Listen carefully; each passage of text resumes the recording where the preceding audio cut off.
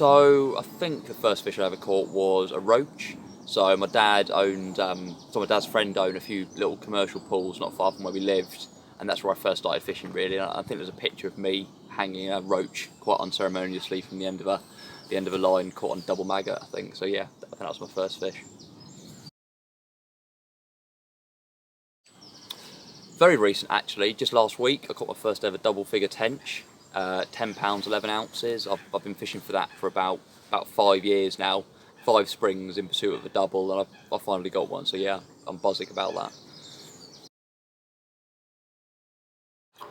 So I'm a specialty angler, so I spend a lot of time sitting behind motionless alarms and rods, but actually I love visual fishing, so I do a lot of floater fishing for carp actually in the summer. So yeah, anything visual. Actually, I really like surface lure fishing for chub as well, so floater fishing and probably surface lure fishing as well, they're my favourites.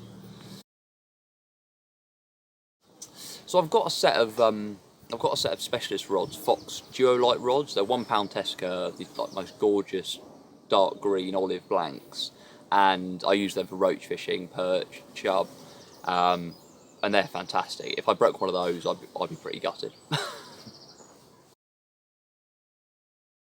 I think probably the tench, actually. That's one of the longest standing records now, and a tench over £15 would just be phenomenal. So yeah, I'd say probably a tench. Favourite venue? I fish in a lot of places every year, so it's really hard to pick a favourite one actually. I think the River Lee actually, that's become a really fond sort of venue for me. I've caught a lot of big fish from there in the last couple of years, and it's just, you get those venues that you just get really into tune with, and some venues you find really difficult, and some venues you just kind of slot into, and that's always been the latter for me. And so yeah, probably the River Lee. I've broken a few now. I've probably broken 4 or 5. I had a really horrible incident last year. One of my brand new barbel rods. I was walking through this old kind of mill house on the Hampshire Avon, and I didn't get the tip down low enough. Walked forward quickly, heard this massive crack, and looked up to see the tip just hanging limp. And so yeah, that was probably one of the most unpleasant.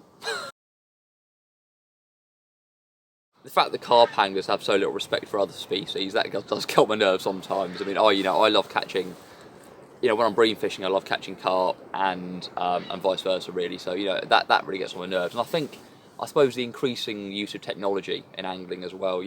I'm happy to sit behind bite alarms and use receivers, but I think there's a kind of fine line, and now we're getting to kind of underwater cameras, bait boats with sonar. I feel like that is getting a little bit a step too far. I think anglers love to moan, and that is one of the biggest problems. But I think if every angler just got a bit more involved in fishery management, you know what I mean? If they just put a few hours aside each year to get involved in their local club and work parties, I'm as guilty as anyone else of kind of moaning and not getting enough involved in actually the management of fisheries, which is a huge task. If we all did a little bit more of that each year, then it would make life a much better place. Well, it seems to have come around really quickly. I mean, I've been with the trust for 3 years now. Obviously, yeah, the trust is 10 years old, and I think when you look back, actually, it's easy to get a bit blasé about the trust sometimes. But when you start looking back at some of the things it has achieved in the last 10 years, it's quite remarkable, really, for such a young organisation. And I think, yeah, hopefully, if a lot more anglers got behind it in the next 10 years, then it could do an awful lot more as well.